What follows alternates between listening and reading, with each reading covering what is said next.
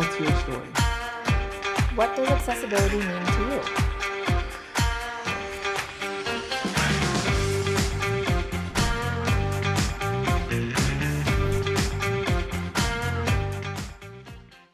Hello everyone, my name is Josh Basil. I'm your host for today's show. I'm a C4-5 quadriplegic paralyzed below my shoulders and a power wheelchair user. I'm the Community Relations Manager at accessiBe and a passionate disability rights advocate and trial attorney focused on breaking down barriers to access and inclusion for people with disabilities. In today's collaboration with the Berlin Local Organizing Committee, Inclusion Revolution Radio and accessiBe have teamed up to release a podcast miniseries highlighting the Special Olympics World Games Berlin 2023. Guests will include athletes, coaches, volunteers, ambassadors, and technical delegates involved in the Games. We believe it's important to showcase the amazing work that goes into the World Games and how it serves as a catalyst for building a more inclusive world.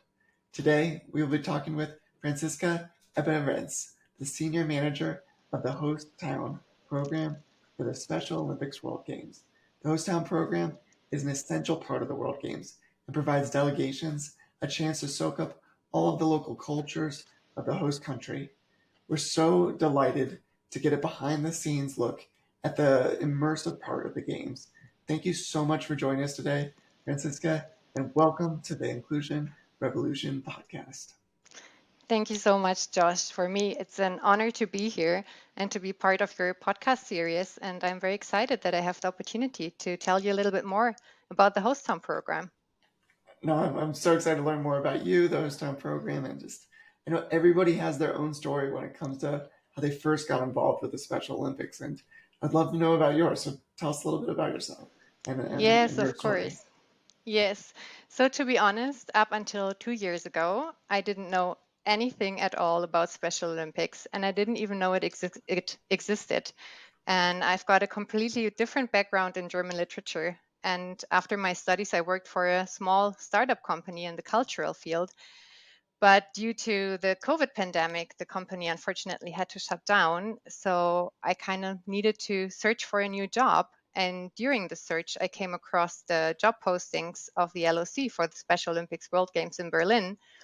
And I thought, this sounds super interesting. So I started to dig a little deeper and learn more about Special Olympics. And I was immediately amazed by what they're doing and their work. So I applied for the job, and I'm really happy I got it. And I think it shows also that the World Games are a great opportunity to spread the world about Special Olympics. And because I think there's a lot more people like myself that still don't know anything about it. And now I think I can say I'm kind of glad that I lost my old job. So otherwise I wouldn't be sitting here today. Great, didn't it? Yes, it did. Absolutely. And so with the Host Town program, what is that kind of all about, and kind of why is it unique? Yeah, so the Host Town program, it's always been a very important part of the Special Olympics World Games. Before the competition start, the delegations have the opportunity to spend 4 days in different host towns, and it gives them a great chance just to get to know the people and the culture of the country they're in, and to meet locals, but also bond with fellow delegation members and have a rest after an often long journey, and also enjoy cultural and sportive activities that the host towns plan for them. And in the past, the host towns have been located close to the city that actually hosts the competitions. But for us, and I think this is the unique part about the host town program of the World Games in Berlin, is that we decided to include the entire country because we wanted to use this great opportunity to spread the message of Special Olympics and to spark enthusiasm for inclusion all over the country. And therefore, cities and counties and towns all over Germany could apply as host towns, and they did. And now we have over 200 host towns in all 16 federal states of Germany. So that is a lot, but we are so happy that so many communities are excited about becoming more inclusive and excited about welcoming the delegations in Germany. Well, it sounds like you're knocking on a lot of doors and having some great opportunities to raise awareness and to shed a light on disability and kind of what that is about. Because I know for me, I knew nothing about disability really before my injury. I was injured when I was 18 years old. I was in waist high water, and a wave picked me up and dropped me on my head and shattered my neck. I became paralyzed that day. But like, I really did not know much. Like, I knew of disability, but I didn't really get disability. I didn't speak disability or fully understand it. And by you knocking on doors, it's really kind of raising that awareness to the next level. And like when it comes to like making sure that the host towns and all the different towns across that are part of those 200 plus, how do you like what conversations are you having about physical and kind of like the digital kind of world of those towns, making sure that they're accessible for the athletes? Yeah. So there's a lot going on, and we are in very close contacts with all of our host towns. And I think for us, the most important part here is that we are educating our host towns as well about accessibility, but also inclusion in general and about Special Olympics and their work. And luckily, we're not alone here, but we are working together with the Special Olympics Germany Academy, but also with our colleagues from the Legacy Programs Division here in the LOC. And we are also lucky that we have sub-programs of Special Olympics Germany in all federal states. So we are kind of a big team that is working together with the host towns. And we are offering online webinars, for example, on topics such as easy language or accessibility. And also we are trying to support host towns and how to include people with disability as local committee members, for example. And I think this is very important to just kind of raise more awareness about all of these topics. And so we are really trying to make a difference here and work with the host towns closely to become more inclusive and more accessible. Well, it's such important conversations, and it's just great an opportunity to like change the landscape of a country. And just it's just when people think of the Special Olympics and the World Games, I know they first think about sports. That's like the first thing that comes to their mind. But the host town program, it really sets the stage for the entire event. And it's just tell us why the host towns are kind of at that next level so crucial for the success of all the participants at the games. Yes, that is absolutely true. Like most people, when they think of Special Olympics or the World Games, it's sports that comes to mind first. And I can absolutely understand this. But we always say that the host town program is the gateway to the World Games because it's not just a time for the delegations to settle in and to bond, but it's also the first impression that the delegations get of Germany and of the Special Olympics World Games because it's all connected. So it kind of sets the tone for everything to come in Berlin as well. And our goal is to just offer amazing experiences to everyone, to each delegation member. And hopefully, in the end, new friendships have formed. And we just really want to make sure that everybody is super excited about going to Berlin. So I think, yeah, it's very important that the host town program is a success. So everybody's really happy and excited to go to Berlin afterwards. I love that. And Francisco, so walk us through kind of the host town program, kind of all the logistics through it, and what Yeah. kind of the participant towns like do over those like the 4 day jam-packed days of the World Games. Yeah, I guess when it comes to the logistics part of the host town program, it's not always that easy because it's a lot of people that will be spending time in host towns all over Germany. So we're trying to manage this by having 5 points of entry. So we have 5 airports where the delegations will be arriving in Germany. And we ask each delegation to arrive at the airport that is closest to their host town. So we just wanted to make sure that the journey from the point of entry to the host town is as short as possible for everyone. And of course, at the airport, there will be LOC staff welcoming them, but also host town representatives. They'll be coming to the airports to welcome their delegation and to pick them up and bring them to their host town. And I think from there on, it's going to be an individual and unique experience for each delegation because each host town prepared a unique program with all kinds of activities, and there's like everything. For example, boat cruises, but also visiting castles, zoos, historic sites. They plan festivities, city tours, alpaca walks, like kind of everything you can think of. And I think this is so great that everybody will have a unique experience. And then afterwards, on June 15th, everybody will be traveling to Berlin, and hopefully with a lot of good things to think about. And of course, we also want to make sure that the athletes and the delegations have time to rest during this period. But I think it's going to be a lot of great activities that they will be doing. I just you mentioned that. Just I just want to sign up. I want to be able to get to Germany and experience all this awesomeness. That's so cool that the towns are putting that together. You know, the physical accessibility, the activities, the ability to let the athletes be immersed in this new culture and experience it. And I know so much of it is, you know, on the ground having accessibility and inclusion, but like when it comes to kind of the importance of the awareness building on social media posts and through videos, why is it so important that that's also accessible? I think for me, it comes down that I strongly believe that any person should have access to any information that they seek or need. And we as Special Olympics, we want to reach everybody with information about Special Olympics, but also the host home program, the movement, and the World Games. And we do not want to exclude anyone. And I think for me, it's also a question of leading by example. So, how can we expect anyone to create accessible communication materials if we don't do it ourselves?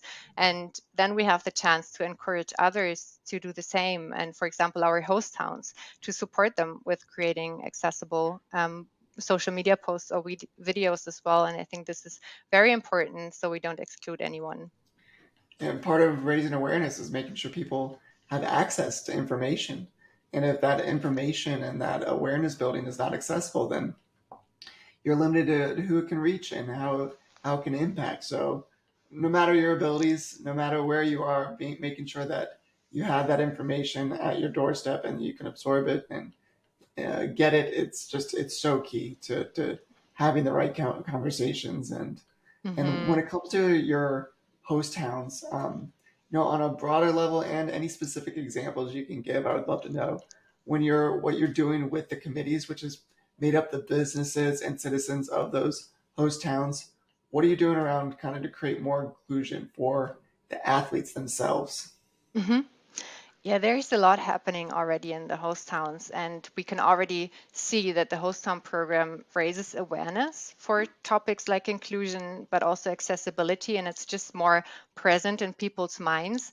And in some of the host towns, it's been a focus topic before, and in others not so much. But we are really thankful for every community that is willing to walk this path together with us towards more inclusion and more accessibility. And there's a couple of things that they're doing to become more inclusive and more accessible. And I think for me, always the one of the key things is that people with and without disabilities meet each other in the communities. And this already breaks down a lot of barriers.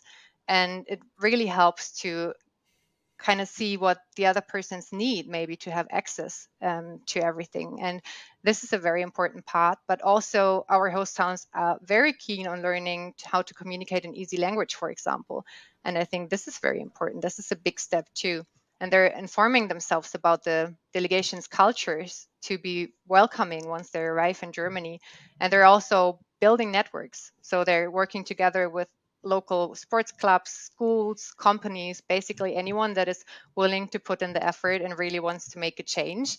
And I think these networks are really important for the community itself. And yeah, I think these are all things they're doing to become more inclusive for the athletes, but also I think it's always important to say for any community member or anyone that is visiting these towns. I think it's good and important for everyone. And you're talking about these networks, like I know we're with the host town and with the World Games, it's not just the four, you know, jam-packed days of the World Games, but it's like the legacy aspect. What's going to happen after the games? How does it continue? Can you share a little bit about the kind of the essential parts of the host town program that create that legacy? Yes, I'm happy to do that.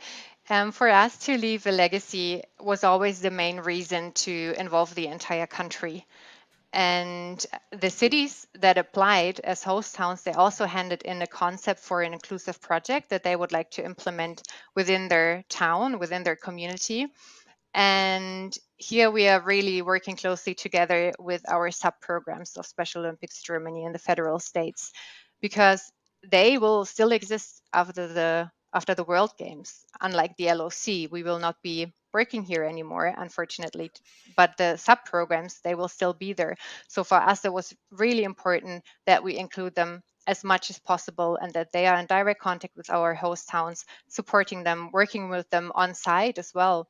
And together they are implementing these project ideas that the host towns have to create a legacy that lasts beyond the World Games. And there are so many amazing ideas, I think, that the host towns have. And for example, just to give you an example of what they're planning to do is we have one host town that is planning to install information science in easy language, for example, at historic sites.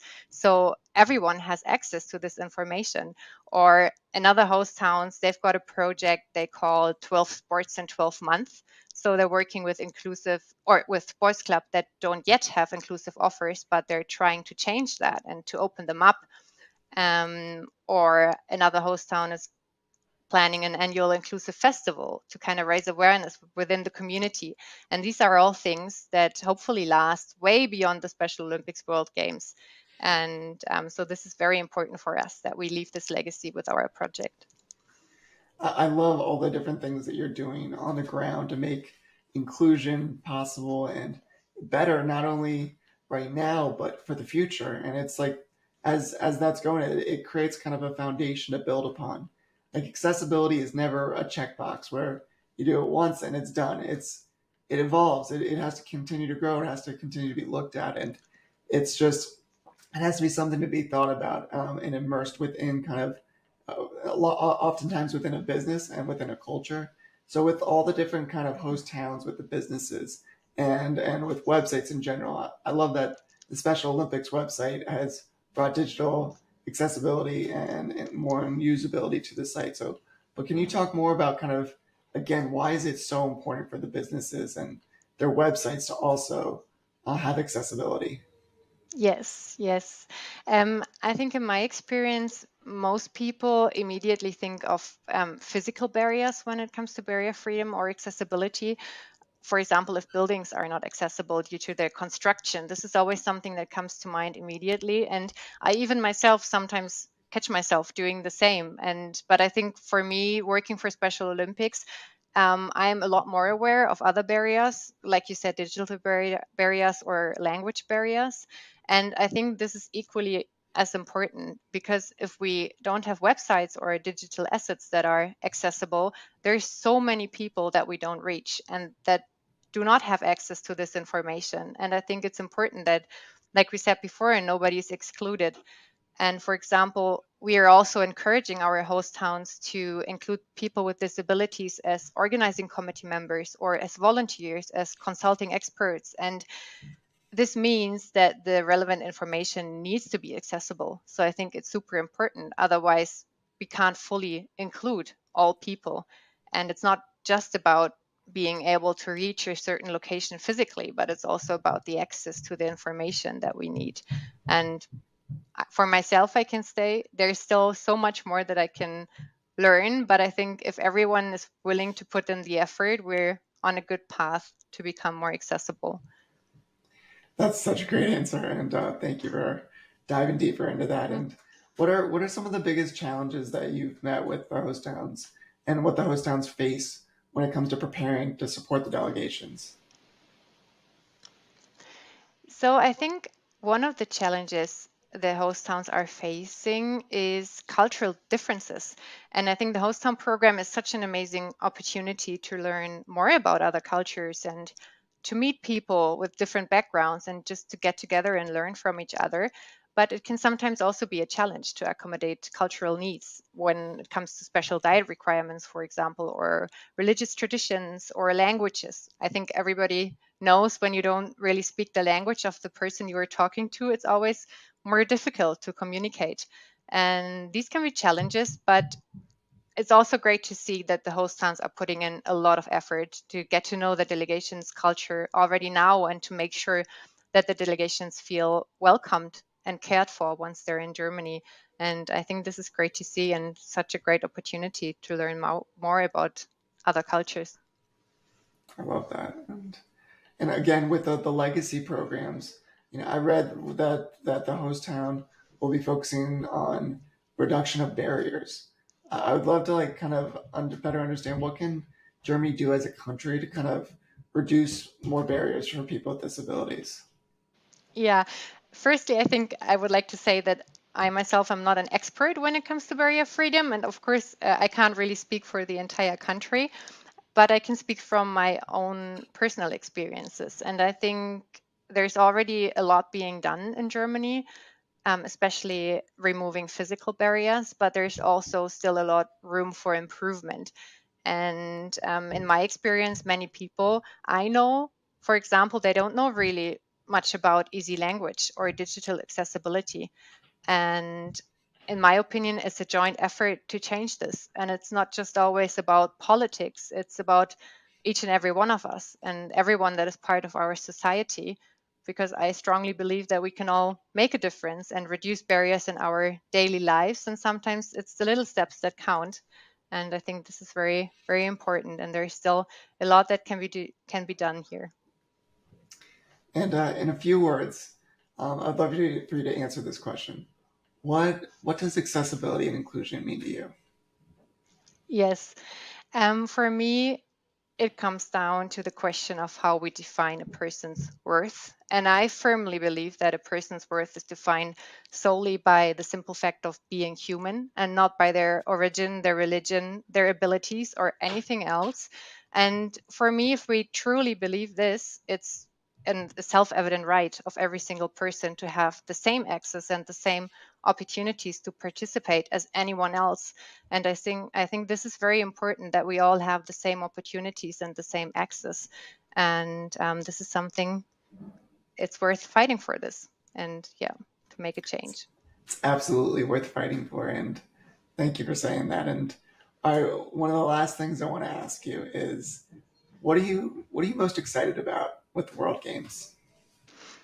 I think for me, I'm super excited about meeting all the delegations and all the different cultures and to learn from each other, because for me, I've never been part of such an amazing experience, I think. And yeah, I'm just excited to meet new people and to learn a lot more about cultures, but also about accessibility and inclusion in general, because yeah, it's such a big world and there's so much to learn about it. And I'm very excited about this. Well, thank you so much, Francisca, for all that you do and for joining today's episode on Inclusion Revolution Radio podcast and Spotlight Sessions collaboration. We loved hearing from you on how the Host Town program not only prepares for delegations for the World Games, but transforms how the entire country can be more inclusive. I think that we can learn a lot from the host towns by understanding that they become and how they become more accessible for all. So you've done such great work, and you've opened up our hearts, our homes, and our communities, and just you're amazing. Thank you for all that you do. Thank you so much for having me. It was a pleasure. Thank you to everyone for staying till the end. Until next time, take care, everyone.